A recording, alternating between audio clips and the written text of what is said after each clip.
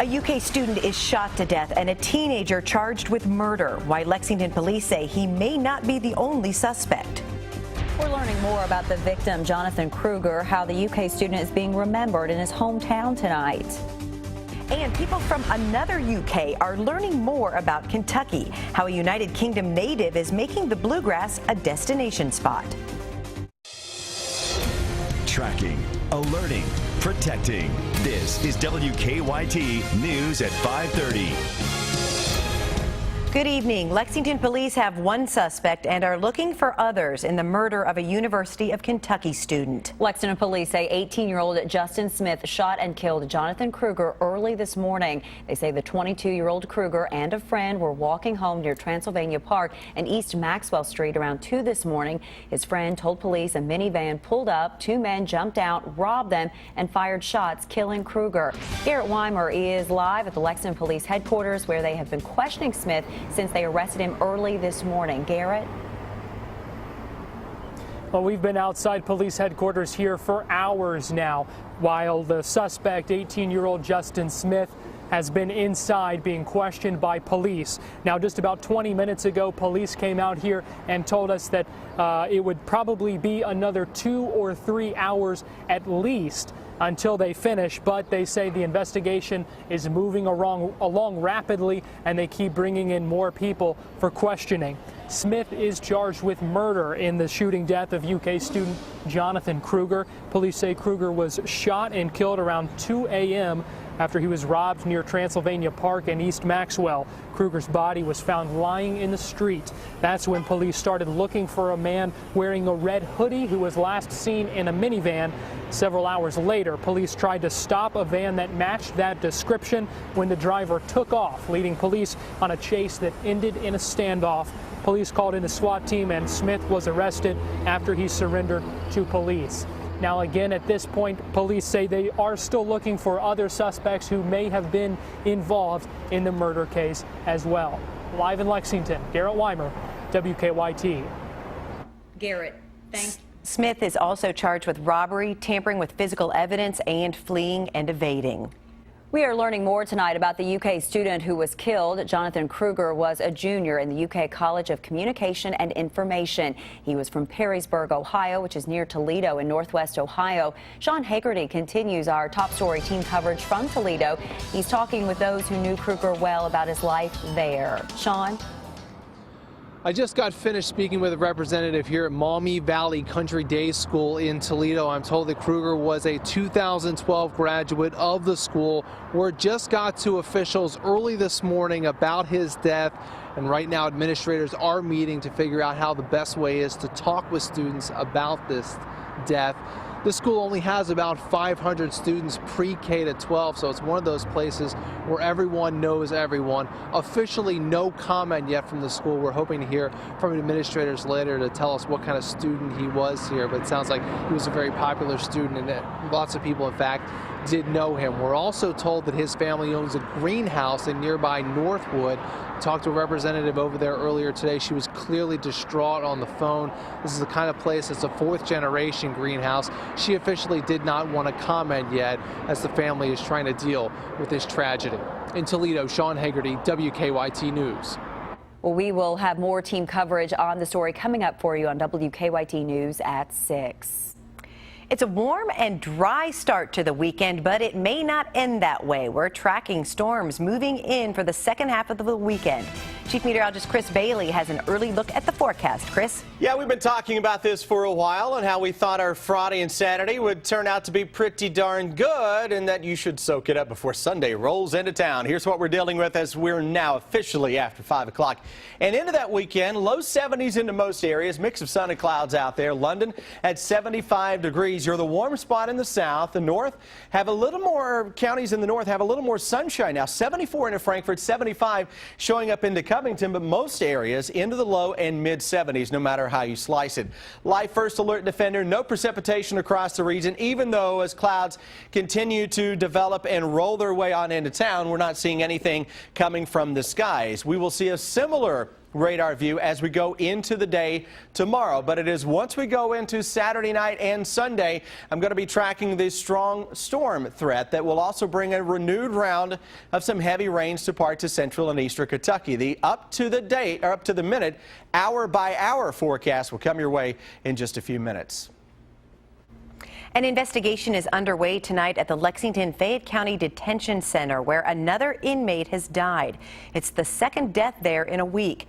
Jail officials say 63-year-old Otha Buchanan was found unresponsive in his cell around 9:45 this morning. He was taken to UK Hospital, where he died. Buchanan was arrested on April 14th on drug and traffic charges. Officials say his death does not appear to be suspicious. A minor traffic violation lands a man in jail on some serious charges. Our county-by-county coverage at 5:30 begins in Laurel County. State police say they originally stopped 26-year-old Sean Asher on Kentucky 80 West for a traffic offense, but officers then believe Asher was under the influence of drugs. They searched his vehicle and found 28 grams of crystal meth, 2 guns, a scale, a portable police radio, and a ballistic vest. He was arrested and faces several charges.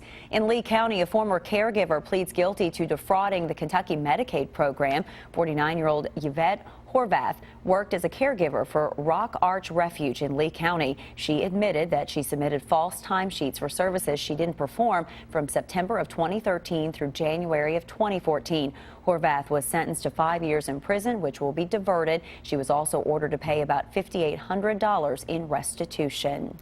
From one UK to another, people with the Kentucky Department of Travel and Tourism hope to get people from the United Kingdom to visit.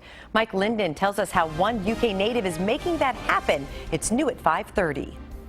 When you think about Kentucky, you might think about a few things: bourbon, horse racing, and the Big Blue Nation.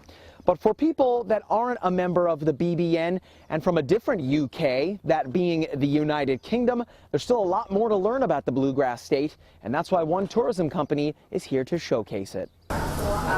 International tourism company Brand USA is partnering with the Kentucky Department of Travel and Tourism to create a video campaign attracting visitors from the UK to Kentucky. So I think folks in the UK are really interested in getting more at the true America, if you will.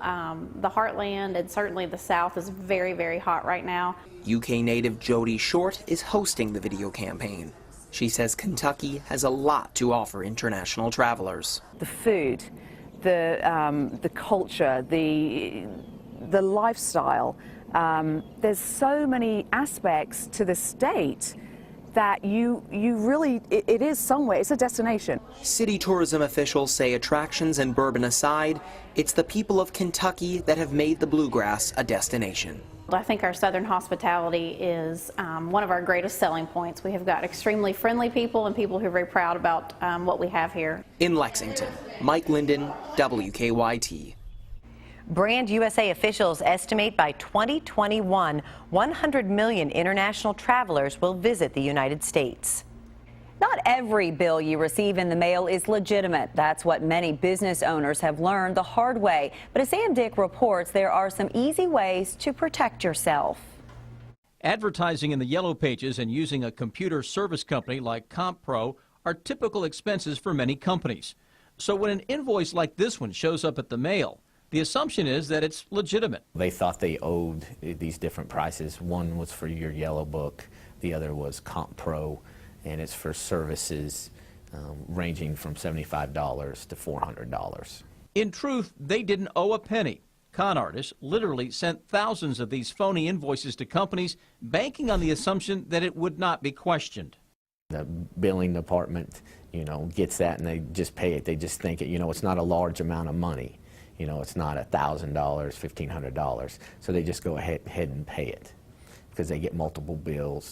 Postal inspectors say the scheme worked. A large number of businesses lost $752,000. Sometimes there's fine print on the bottom or on the back of the page. Read that very carefully. In this case, you are under no obligation to make any payment. But scam artists are betting companies won't read past the invoice. Some advice from postal inspectors. Talk to your shipping department, your ordering department. Just because you get a bill in the mail doesn't mean you ordered it. That was our Sam Dick reporting. Authorities issued hundreds of cease and desist orders in this case, requiring the issuer of the invoices to stop sending the phony documents. Follow WKYT online at WKYT.com. Join the conversation on Twitter and become a part of the WKYT Facebook family.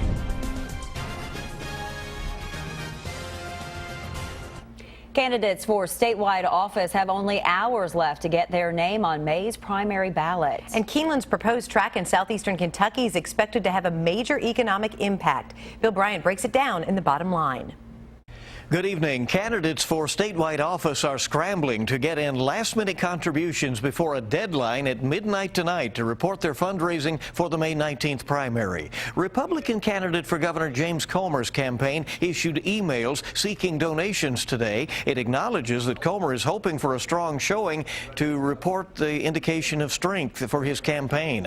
Businessman Hal Heiner, who has led in recent polling, has largely funded his own campaign and has been helped by ads purchased by outside supporters. Matt Bevan, who is also a Louisville businessman, has indicated he may use some personal resources in the closing weeks as well. But former Supreme Court Justice Will T. Scott says he can't win the money game and will campaign as hard as he can personally. Keeneland is pushing ahead with its new quarter horse track to be built near Corbin in southeastern Kentucky. It will be called Thunder Gap, and Keeneland Vice President Vince Gabbert says it will have a major economic and tourism impact on that whole region. Even with generally around 150 full-time jobs that we'll have just at that facility, all of our studies that we've had done are showing about 2,000 spin-off direct and indirect jobs and nearly $10 million in state and local tax impact just over a 5-year period.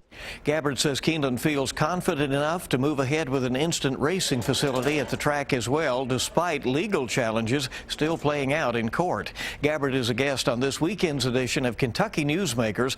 I also interview Alan Stein, who chaired the effort to redistrict Lexington school boundary lines. Kentucky Newsmakers airs in its entirety Sunday morning at 6 on WKYT. It repeats at 10 a.m. Sunday on the CW Lexington. Set your DVR or catch it then. And the deadline to register to vote in next month's primary is coming up Monday. Kentucky has a closed primary, which means only Democrats and Republicans can vote, and only within their party. Again, the Kentucky primary this year is May 19th. Bill Bryant, WKYT. An Iraqi man convicted of terrorism charges in Kentucky wants a federal judge to change his conviction.